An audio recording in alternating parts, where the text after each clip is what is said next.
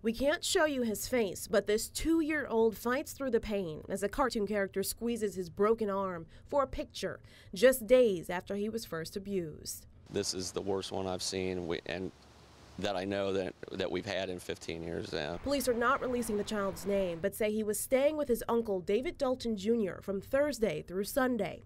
Police say the 28-year-old man first got into a fight with the toddler here in his trailer on Dawson Road on Thursday, after the child refused to go to bed. So he reached down, grabbed him by the arm, pulled him what he described as once, twice, 3 or 4 times, and then felt and heard a loud pop. Police say Dalton Jr. dislocated the toddler's elbow, but when his wife asked about the arm, he told her the toddler must have slept on it strangely.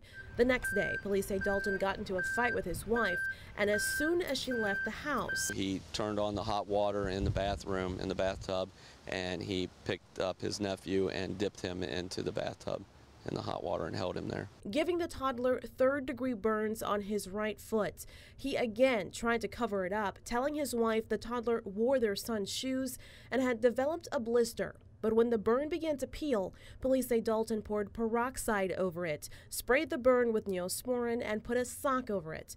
The next day, the couple put shoes on the toddler and took him to see Thomas, the tank engine. At the hospital, he was screaming. I mean, it was horrible to hear him screaming at the hospital, and I can only imagine from Thursday to Sunday not being treated or being treated improperly, especially with the burn. Police say the couple then took the child to the hospital. Police were called, and Dalton later admitted what he had done. We tried to speak with the family. A car was parked outside,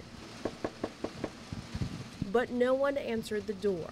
I can't believe it. I can't. Neighbors who have known Dalton for years say he always seemed to be a loving father. He's so protective of not only his kids, but the kids in the neighborhood.